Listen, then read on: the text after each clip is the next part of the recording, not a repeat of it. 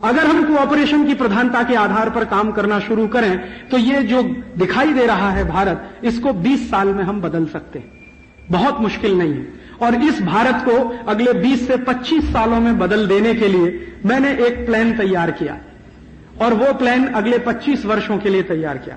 और मैं चाहता हूं कि अगले 25 वर्षों तक इस प्लान पर हम सब लोग अगर काम करें तो 25 वर्षों के बाद हमारी जो नई पीढ़ी जवान होगी, जैसे ये सामने कुछ बच्चे मुझे दिखाई दे रहे हैं, ये शायद उस भारत के बारे में जो गांधी जी ने कभी सपना देखा था, रह सकेंगे ऐसे भारत में और उसको और बेहतर बनाने के लिए काम कर सकेंगे। आप पूछेंगे राजीव भाई ये 25 साल की जो योजना है इसके कुछ सूत्र आप बता दीजिए। 2-3 सूत्र बता के मेरा व्याख्यान में पूरा करता हूं। सबसे पहला सूत्र ये है कि हमारे देश में ये जो कंपटीशन घुस गया, इसमें से बाहर निकलना है हमको। तो कंपटीशन से बाहर निकलने के लिए दूसरा विकल्प क्या है? कोऑपरेशन में जाना है। तो कोऑपरेशन के लिए क्या करना है? हर एक व्यक्ति दूसरे की मदद करे। मैं रहता हूं, मेरा कोई पड़ोसी है, वो मुझसे नीची स्थिति में है, तो मैं उसकी मदद करूं। उसका कोई पड़ोसी है, वो उसकी मदद करे। उसका कोई पड़ोसी है, वो उसकी मदद करे। अब आप पूछोगे कि मदद कैसे करें? खैरात दें क्या उसको?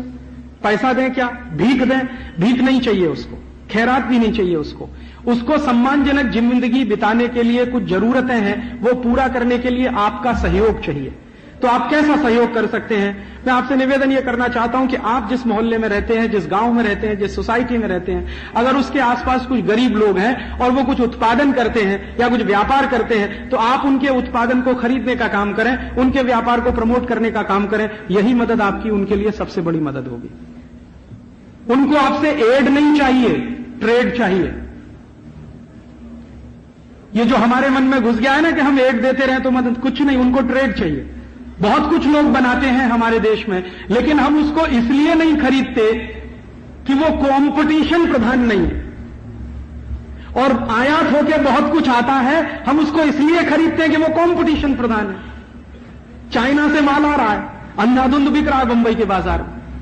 क्यों बिक रहा है? कि हम कह रहे हैं वो कंपटीशन प्रधान है। क्यों प्रधान है? क्योंकि 1 रुपए का सेल बिक रहा है, ले लो भाई। टॉर्च बिक रही है 5 रुपए की, 10 रुपए की ले लो। साइकिल मिल रही है 300-400 रुपए की, ले लो। चीन से आके कुछ भी सस्ते के सस्ते इलेक्ट्रॉनिक सामान मिल रहे हैं, ले लो। चीन से आके बहुत कुछ मिल रहा है, ले लो। अरे जरा सोचो आप अपने दिमाग पर जोर डालकर कि चीन से आने वाला माल इतना सस्ता क्यों मिल रहा है? चीन से आने वाला माल इसलिए सस्ता मिल रहा है, सबसे बड़ी बात कि उनके यहां कोई डेमोक्रेसी नहीं है, पूरा का पूरा डिक्टेटरशिप है। डिक्टेटरशिप इस तरह का है कि कोई मजदूर दिन भर काम करे और उसको 10 रुपए भी पगार न मिले तो उसके लिए वो कोई अफसोस नहीं करता कभी। आप जानते हैं हिंदुस्तान की करेंसी और चीन की करेंसी का अगर ध्यान रखा जाए तो एवरेज एक मजदूर को एक दिन में 10 रुपए मिलता है चीन।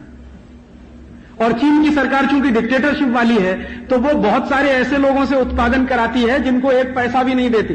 जैसे चीन की जेलों में बहुत सारे कैदी बंद हैं, वो सारे कैदियों से प्रोडक्शन कराया जाता, बदले में एक ढेला उनको नहीं दिया जाता। और दूसरा, चीन ने यह संकल्प किया है कि हिंदुस्तान के मार्केट को तोड़ देना है, तो चीन की सरकार ने अपने बहुत सारे प्रोडक्ट पर एक्सपोर्ट सब्सिडी बढ़ा दिया। और एक्सपोर्ट सब्सिडी बढ़ाकर उन्होंने तीसरा एक बेहतरीन काम और किया है कि जो चीन में बनने वाला माल दुनिया के किसी भी देश में एक्सपोर्ट होगा उस पर लोकल टैक्सेस भी माफ। तो एक तो लोकल टैक्सेस माफ कर दिए, बिजली बहुत सस्ती करें। स्वदेशी आएगा, परदेशी का बहिष्कार, अमरीकी सामानों का बहिष्कार और अमरीकी टीवी चैनल, परदेशी टीवी चैनलों का बहिष्कार। और जो लोग संकल्प ले सकें वो कृपया अपने स्थान पर खड़े हो जाएं। मैं एक एक शब्द दोहराऊंगा, आप मेरे पीछे कहेंगे। मैं एक एक वाक्य कहूंगा, आप मेरे पीछे वो संकल्प लेंगे। मैं आपसे जो कुछ कहूंगा आप उसको दोहराएंगे। और बहनें, जहां मैं कहूंगा करूंगा, वहां बहनें कहेंगी करूंगी।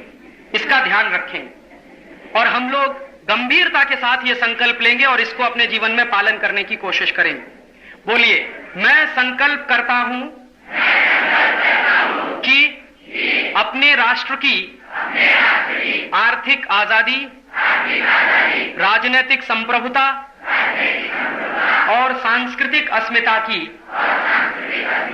रक्षा करने के लिए अपने जीवन में अधिक से अधिक स्वदेशी सामानों का ही इस्तेमाल करूंगा।